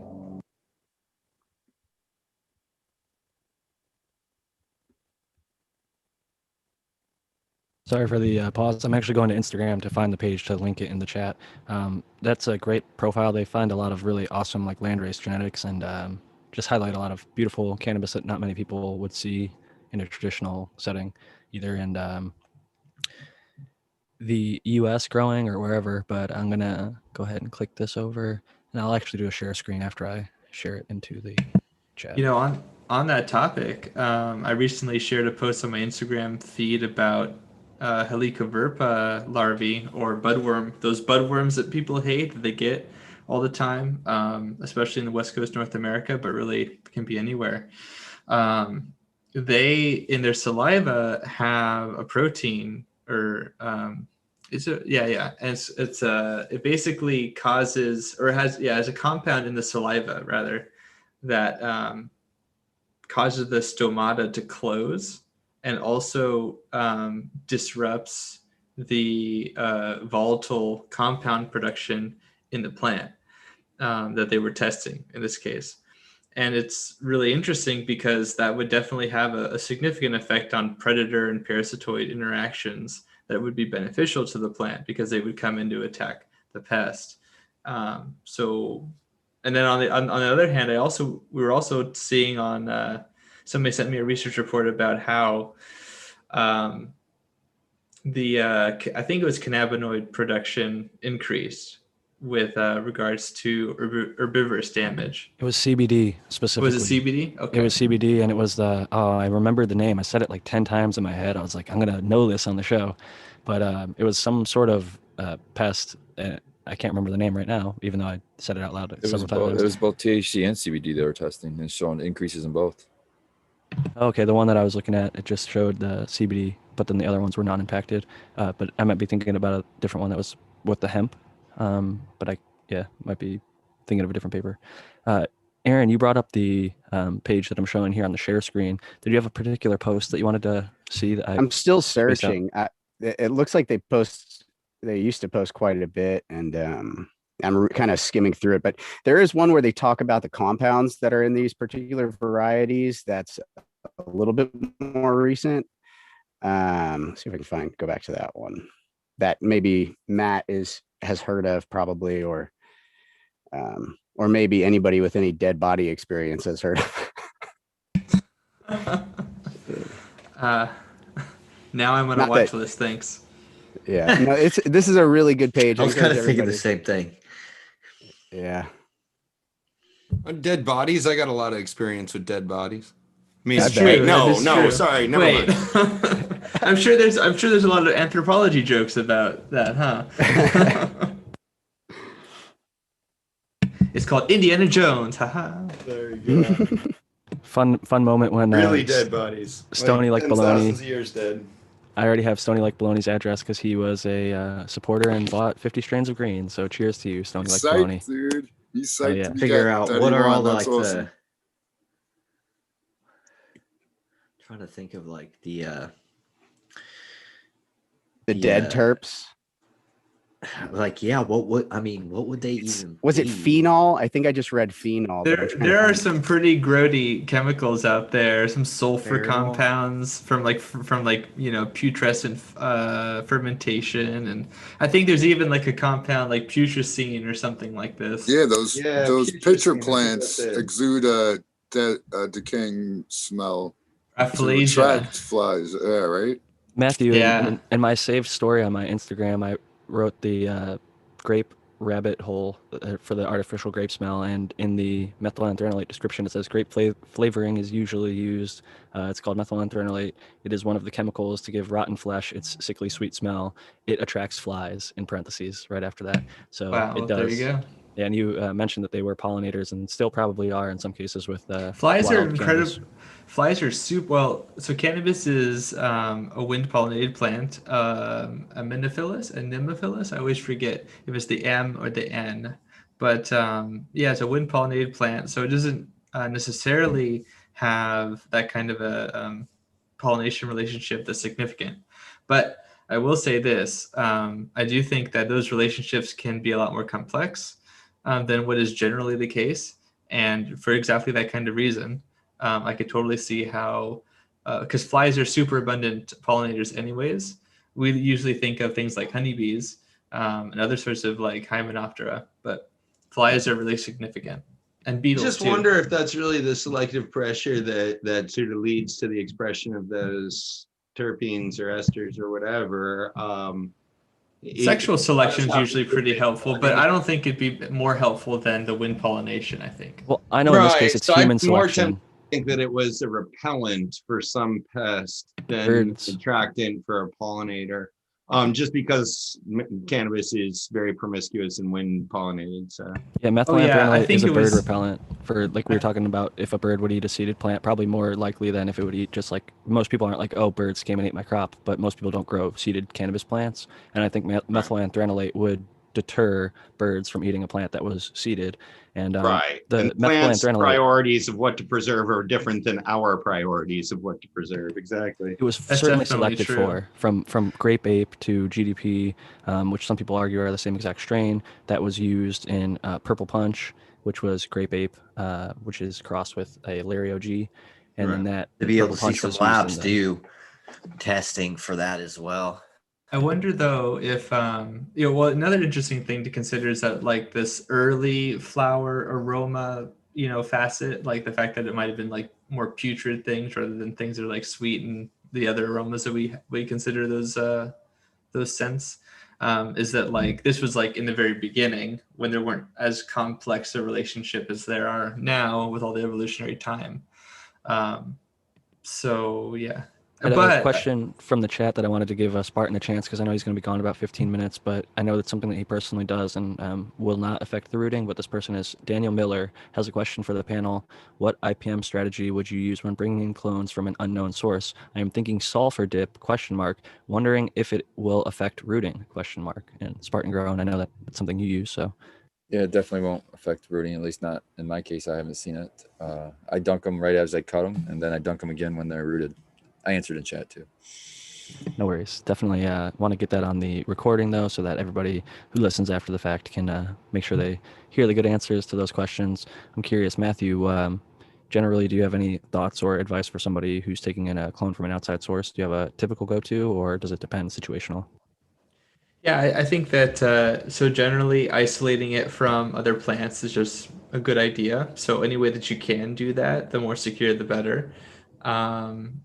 If you if you're able to do it with the space that you have available to you, some sort of like physical barrier, whether that's like a different room or even if you can like put up like a netting or something like that, you can keep it under just so that it's like isolated and separated. Like a cardboard box in a different area of your Yeah. house. I've done that several times. I always quarantine my clones, and it's been like, I use a service called Imperfect Foods. They drop off food once a week. It's in a box which probably has somewhat of a pest risk contaminant. But after I checked that box thoroughly and it was all good, I used it for clones that I brought in from a buddy, and I kept it underneath just like something as simple as the light on my stove. And I'd kept it there for a few days. Greenstock had me move it into the third veg cabinet area. But it definitely doesn't need a ton of light, and it benefits you greatly to quarantine. Even if it's only a few feet away in a separate container, it's hard for those bugs, in my opinion, to climb out of a cardboard box like across a counter and like find my other grow space. It's going to want to stay on that plant that's in the quarantine, and then you end up finding the issue if it's there, and then you can either deal with it or get rid of it depending on what you'd like to do. Yeah, definitely. And I realize that not everyone has like a good space to do that in. So really you just got to do the best that you can. Even like weak containment is still better than nothing, is like kind of the point that I want to drive home more than Just don't anything. throw it in there with everything else. That's the worst thing you could do, is just get home and like, exactly. oh, I'm going to slap this in my veg space and just trust them because they're my buddy or I like them or whatever it is. It's like, don't do it. Even like trim, my buddy Eagle once, and he had a client come over his house, and he at the time wasn't open about his growing, so he put the trim up in his grow space without looking at it. His buddy said, hey, I had to chop early, would you wash this stuff for me, blah blah blah. Didn't tell him why. Ended up he had spider mites, and that's why I chopped early, and those spider mites from the bag went right into his grow space and infected his plants. So that was his first time he ever dealt with spider mites, and learned, don't trust people's material in your grow space if you don't inspect it or have a reason for why you got it. And he learned the hard way, unfortunately, with that. But I think everybody's going to deal with pests at some point or another, if you're taking clones or not. somewhere along the line, if you grow for long enough, you're going to come across the pest. So it's better to just know the information, watch a few Zenthal videos, and inform yourself about the most likely pests that you're going to come into contact with, and then look at all of the wonderful solutions that aren't noxious and going to be harmful to you that you can apply, usually, in my opinion, affordably. Affordable is different to everybody, but I think if you can save your crop with knowledge and a little bit of an application of, some good products, that can really benefit you and your family and friends and anybody who needs the medicine. Brandon, do you have a go-to method for when you take in a clone from outside? I'm sure you're not doing it as much anymore, but curious your IPM with that. Yeah, I was actually I took a little video today when I was doing some transplanting of some clones from a tray into a thing. So typically what I will do is I will use Sulfoyl X at around 8 milliliters per gallon, and I'll use that as a clone dunk. And then I will, throw those in a bucket and then, dunk them. And then I'll rinse off the excess and I will plant them in the media. I don't typically use anything as far as like rooting hormone or anything like that. I don't find it necessary. Good clean water will do the trick with proper, humidity. And that's all I do for, and I'm doing a lot of plants. I don't have too much loss. I'm maybe around like 95% with using just water. How But, quickly you have to does, have the how long does it IPM. take? How long does it take to root? Around like Yeah. 7 to 10 days. No other Okay. grower, you have That's your hand pretty up. I damn want to good. give you a chance because we can't see you, so I want to make sure you have an opportunity to jump in. Yeah, I was just going to say, if as someone who's taken a lot of clones, you're going to run into stuff if you don't take proactive measures. When I was on fucking Talking Shit with Eagle, he told me that story too, and I just had like nightmares from what happened with me. And actually, I heard from Brandon on this show that when you are making your spray or whatever, your dunk, whatever you're going to use for your clones, that you want to use distilled or purified water, and that you want it not to be totally cold. So I've applied that, and it's helped me. But you just got to find whatever, like the Amazing Dr. Zymes. There's different things out there you can use, and I treat every single clone that I bring in. I won't even bring it in my garden. I keep it in a quarantine spot, and I will treat it like, usually if I suspect anything, first thing I'll do is I'll trim it right off the bat and cut the edge off the leaves, everything, so there's less surface, less places for bugs and stuff to be, and eggs and everything like that. And then I like to just pretend that the plant has bugs and just treat it aggressively with everything I have for like a while. And then a lot of times what I'll do is I'll treat that thing, and then when it gets big enough, I'll take a clone off that thing, and then I'll throw that plant away, and then I might just treat it once. If you're really worried about it and somebody has some really good strain that you want, those are some techniques that I've used, just because, man, I've had some nightmares about mites that you might as well just bleach your room and start over again. So I've had all that kind of experience. That's for dang sure.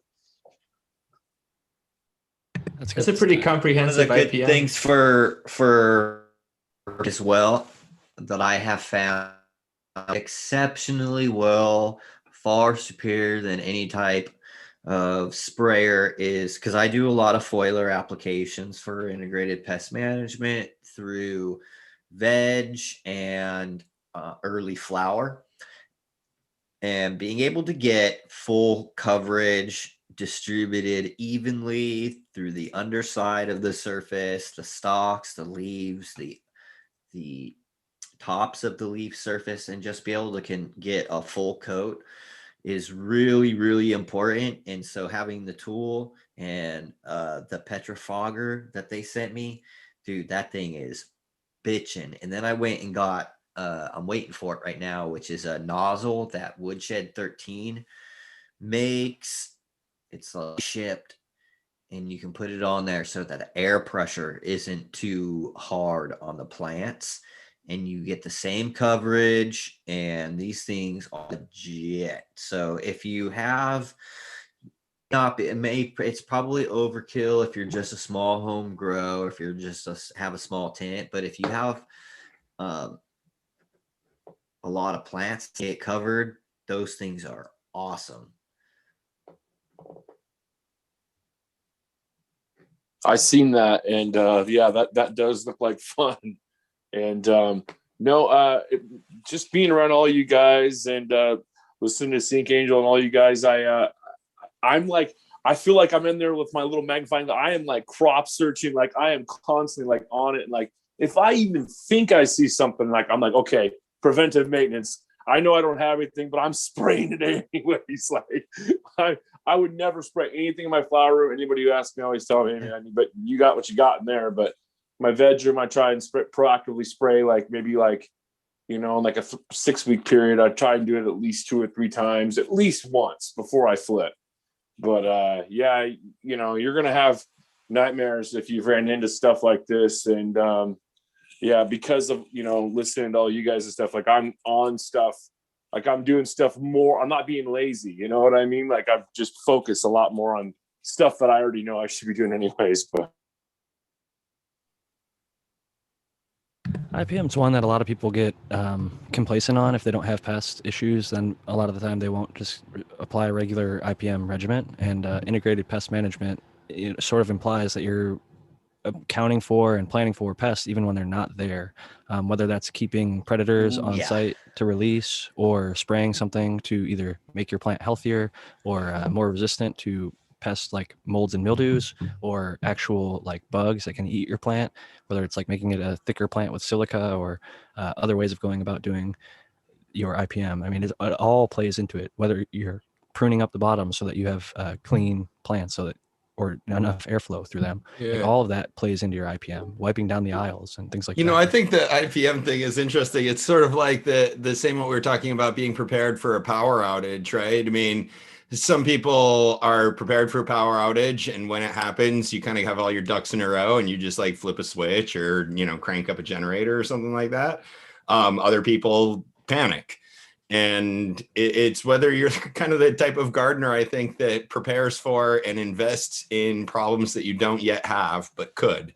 And I might go deeper into sort of personality issues, but I see a lot of similarities here in terms of just being prepared for things that might go wrong.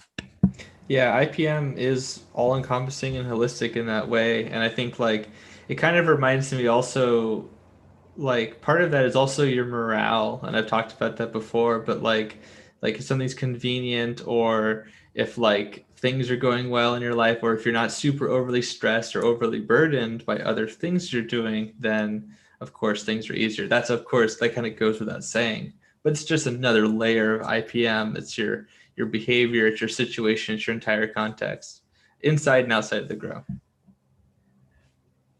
As a co-owner of a licensed farm out here, one of the conversations that we are on is about and one of the biggest things that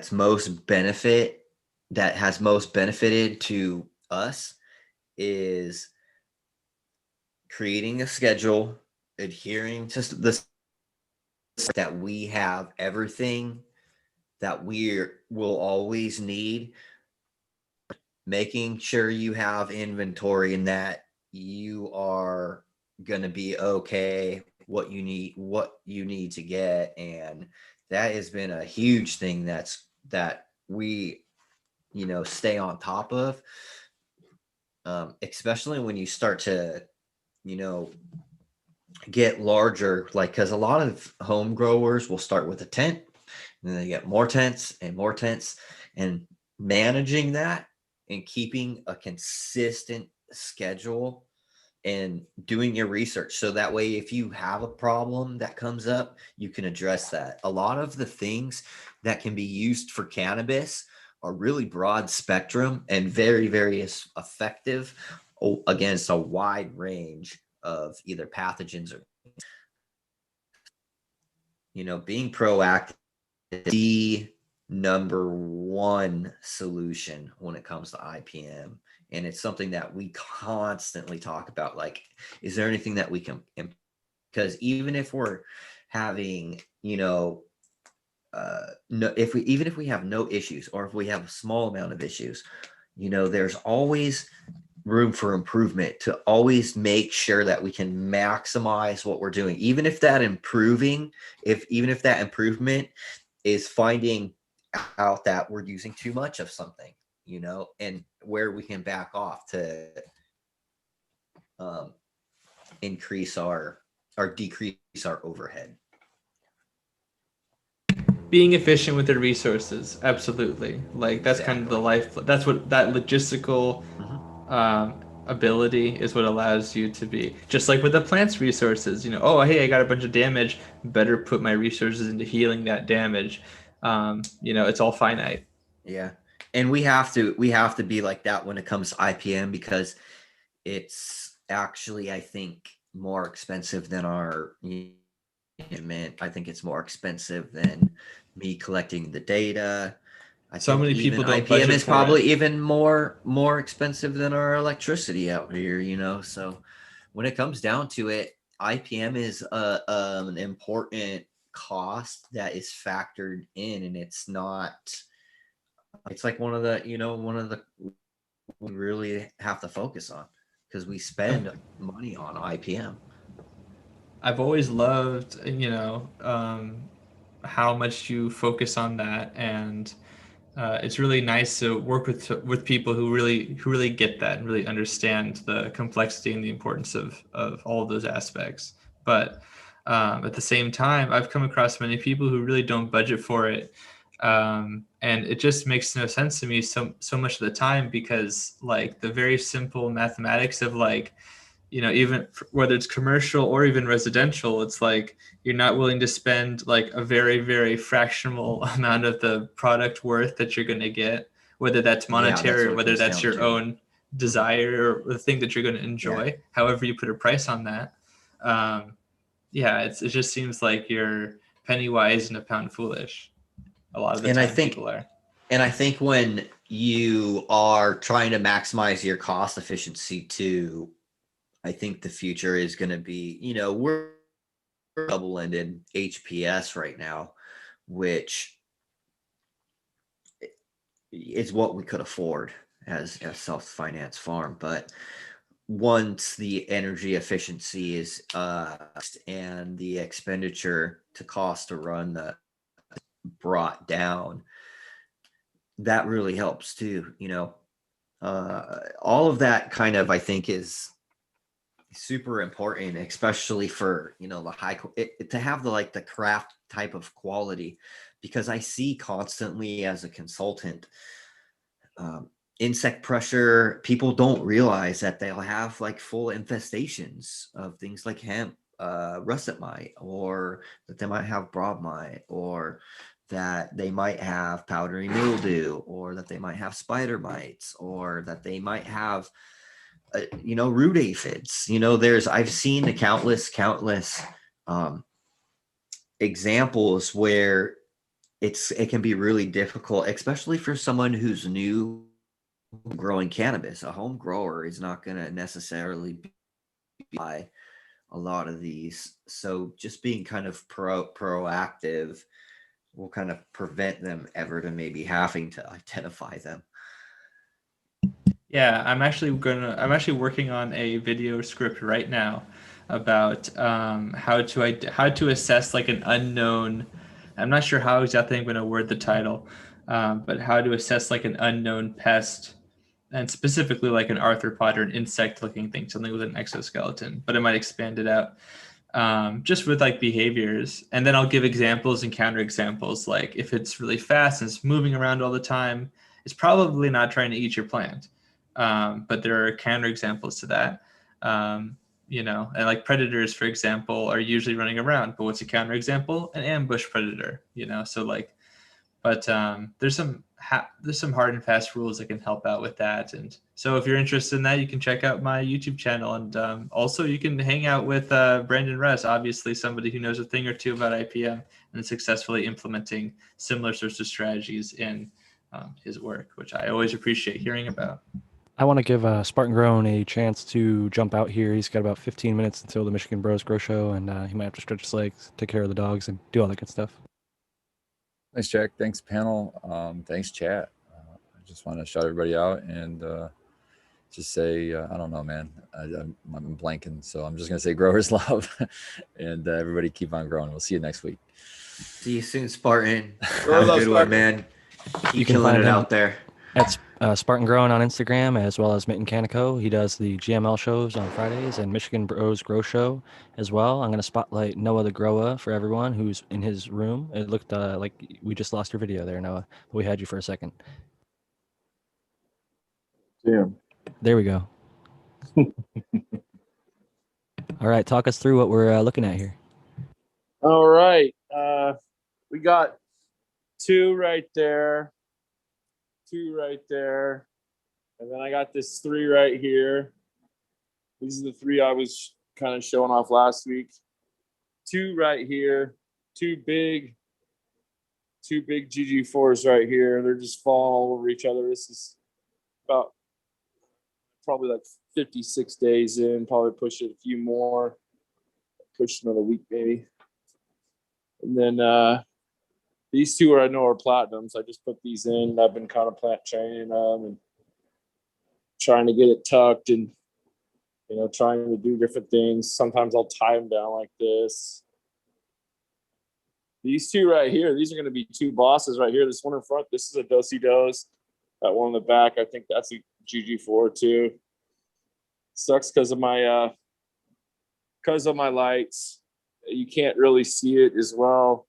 They have these little lenses covered things I think I'm going to put on eventually, but I've been kind of wanting to switch over to an LED system too, but I've been running this for a long time. This was high tech when I bought it a long time ago. So, I mean, it'd be actually difficult probably to transition from where you're at because you'd probably want to have at least a few hoods running of the old lights while you're doing like one light at a time.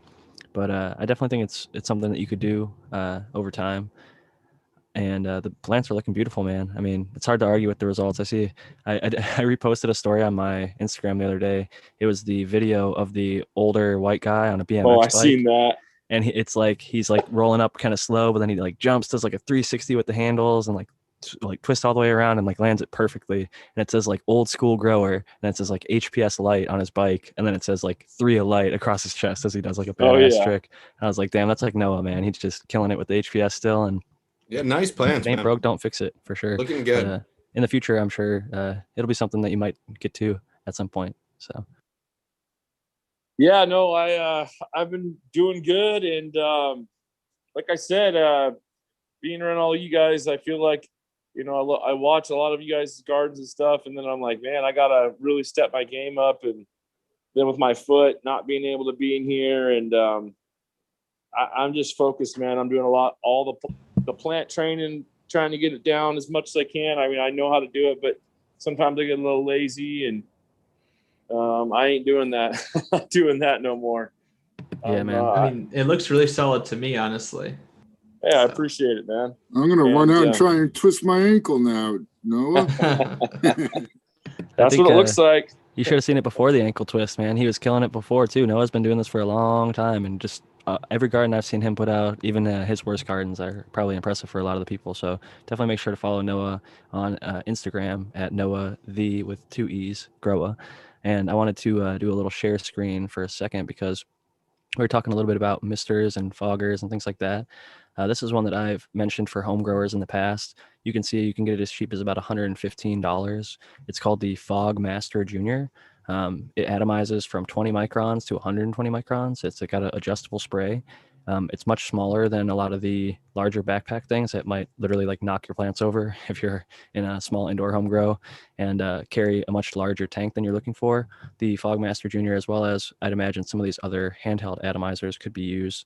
You can see on Amazon they're up to like 140. This other website has them for 100, 200, but you can find them for 115 all over the place, and I've seen them as cheap as $100. So if you're looking for an atomizer option for your IPM, it sprays oils, and it even said like horticultural insecticide. So this is something that's made for gardens, but they also use it for disinfectant. And I just figured it's something that I wanted to bring up because it popped back in my head. I remembered it, and I've seen people use it with good effect on their plants, both indoor and outdoor, for smaller gardens. And if you're going to go any bigger, I'd get what Spartan has, which is like more of a tank with a similar atomizing effect, more like this 133 model over here, the mini. I actually have that 133. That's the one I use, that blue one. Yeah, on the right. Yep. Yeah, so that thing definitely looks like it's a little bit more heavy duty for like a greenhouse or outdoor. Probably going to be super effective. It could probably also be used indoor, just depending on the size of your setup and how you have things laid out. But It's there are rough. definitely I sent one as a options. gift to an indoor buddy of mine, and he said he had to stand in the threshold of the doorway to spray his room. So maybe not the best for indoor guys. Yeah, so that Fogmaster Junior that I was talking about, I've seen people use it indoor, and it's really gentle on the plants, like extremely gentle. You almost can't even see the mist. Like that's the only complaint I've seen some people say is they can't see the mist that's atomizing onto the plant. So it's almost like they don't know if they're hitting it enough or like getting effective spray on there, but it's adjustable and definitely works. But I want to give Noah a chance to give his final thoughts and shout out, and then we'll go around the panel and give everybody a chance to tell us where we can find you. Yeah, I had a great time with everybody today. I would just say to any grower real quick, I would just say, man, just keep at it. It's not rocket science. I mean, there's a lot of scientific stuff that, some of these ninjas out here are doing, but you can become a pretty good home grower if you just put in the work and do what you think you're supposed to do and do it on time. But I'm Noah the Grower on Instagram with 2 E's. If anybody wants to check out anything I got going on, come on over there and see it. I'm going to take a couple pictures and I'll post them today. I haven't posted for a little while. I'll post some of this do-si-dos or some of this punch I got going on here. And yeah, had a great time as always with everybody here, man. So I can't wait to see you guys all next week. We're always happy to have you. Thank you again for coming. I want to give Brandon Rust a big shout out for coming earlier as well. His bird, Lucky, which is a macaw, is being apparently loud and screaming, so he had to go attend to that. So you can find Brandon at rust.brandon or Brandon Rust on Instagram. He got both of his pages back. He also has black_label_organics, where you can find his light depth greenhouses in Oklahoma, as well as Majestic Craft Cannabis, where he is the lead cultivator, and he's been killing it for a few runs over there, done some badass pheno hunts and grown some giant chunky plants. So big shout outs to Brandon. Thank you to him for dropping all that knowledge. I agree with Noah though. Some of that higher level stuff, it's really interesting. It's fascinating. It's great to know. And I'm glad we have people like Brandon, myself and others, Matthew, Dr. MJ, everybody diving into the papers and the science and all the technical stuff behind it. But to get started and grow a plant, it's not 100% necessary. I mean, people always say, oh, it's a weed. Definitely not. And you might not get your best harvest on your first one. It might not be perfect your first round, but you learn from your mistakes. Everybody makes different mistakes. Like I couldn't just give you a checklist of like, oh, new growers make this mistake and that mistake, because most people make similar ones, but it's best to go through the journey, find out some of those mistakes for yourself, try it, ask questions. You've got great resources like cocoforcannabis.com, where you can go with a 24-hour live forum and ask questions to people that are there, happy to answer them. Instagram can sometimes be, I hate to say it, toxic and not helpful. And they can talk shit on you if you post a not healthy looking plant, which might not make you want to post more and might make you not find more questions answered. So definitely look to the good communities. I want to give Dr. MJ a chance to give his final thoughts and shout outs. Absolutely. Love that shout out. Yeah. Stop by and ask your questions. Go to our chat room. People are really happy to help. I'm Dr. MJ Coco from cocoforcannabis.com. We practice the science and practice of growing cannabis. Invite everybody to check out my YouTube channel, Dr. MJ Coco. It's my link in the chat too.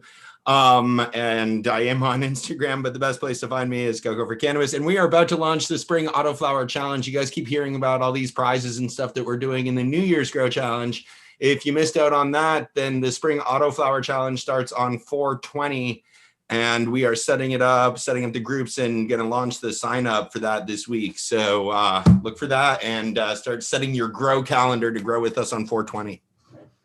Cheers to that. I love seeing everybody growing along. I'm often not able to participate for one reason or another. I get busy and I'm not good about posting live updates, but I am happy to see the community come together over there. I will say Instagram, I said there's some toxicity. I'd say it's probably like 5% or less, probably more like 1% of our community, but they are out there. And at Coco for Cannabis, to be honest, I know I'm not just blowing smoke Dr. MJ's way. I have no incentive really, other than to get people a good sense of community, and they really have it. Every time I've went there, everybody's been 100% supportive of each other, really nice, kind, patient, just caring growers that really are all trying to get better together and share their knowledge openly. It's like what my ideal forum would be for cannabis. It's out there. So you can go find it at cocoforcannabis.com. Really thankful he joins us each week. He adds a lot to the discussion, even when he's not talking very much. I think it's just great to have him here, and really thankful for you, Doc, and want to pass it Thank you, next Jack. to Aaron the grower. Thanks, Jack. And yeah, thanks, Doc, for being here. You definitely bring a lot to the table, maybe sometimes as like a fact checker for us and for me especially. Thanks. But no, I really enjoy being here. I'm Aaron the Grower, ATG Acres on Instagram and on YouTube. Check out my new video I did with Bryant Mason, the soil doctor.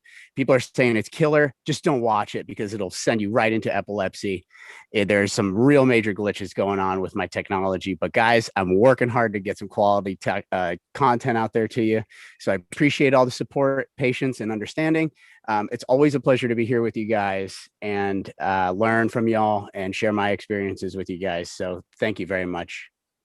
Thank you for joining us. I think that you have a unique perspective with off-grid living, and I think that people knowing that others out there are doing it is the first step to maybe entitle or inspire some of them to, pursue that own freedom for themselves, whether it's a short or long-term goal. I think it's cool to see people living their dream and living in a way that they want and not getting fucked over by certain government institutions, which don't necessarily take the best care of their people. I think it's okay to highlight that. Cannabis was mistreated by our government it still is, in my opinion. It's federally illegal still. So I don't think they do the greatest job regulating it. I think a lot of us here have our gripes, but I'm happy to see that it's moving more in the right direction.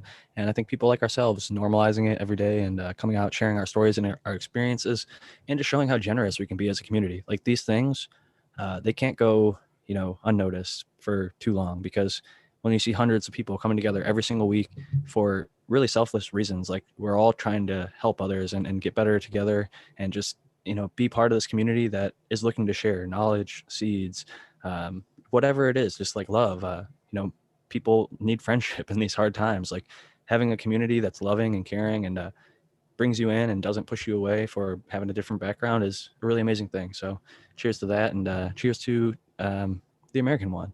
Shout out to you, buddy. I want to give you a chance to get your final thought and shout out. Jack, great. Thanks for hosting panel and chat. Great to be here, see everybody, and talk about everything. You can find me on YouTube, The American One, and on IG, The American One _ Keens. And yeah, shout out to everyone. Hope everyone has a great week. Same to you, the American One. I was a little bit inspired if I ever do decide to put out seeds. I think I like the name aromatic achenes because you inspired me to figure out what achenes meant. It's basically seeds for cannabis, and the ones that I'm trying to make are going to be hopefully aromatic. So that's like my little page that I use to follow just the breeders that I approve of or think do good work. So if anybody ever asks me like, hey, where can I find a list of breeders that you think are good? Go to aromatic.achenes on Instagram and look at who they're following. And everybody on that list is somebody that I think puts out good work. So it's only like 30 people. There's thousands of breeders. So that can speak for itself, I guess. I want to give Matthew, I believe you are the final person on the panel besides myself, a chance to give his final thoughts and shout out. We had a lot of really great topics. I think the biggest one that I'd like people to come away with is that it's important for people to be sustainable, and it's important for people to consider certain contingencies and possibilities with their grow, and then also sort of in the greater perspective. And I don't want to sound pretentious by saying something like that, but the sort of thought experiment about what we would do if we lost power, for 24 hours or 48 hours or something like that is a one that happens a lot globally all the time. So just be a thing to consider. And for those who might not have that preparation, maybe consider that preparation so that your cultivation can flourish, even if your situation is dire. You can find more information about integrated pest management, and this is one of those facets, on my YouTube channel, Zenthanol. You can also find it on my Instagram at SyncAngel and on Twitter at SyncAngel. I just want to say, I just want to shout out Shane for bringing me here because, man, I have a blast with all you guys, and the cheap home grow podcast. Everyone on it I consider a friend, and it's a great community, and I'm honored to be a part of it. That's real. I'm not just making that up.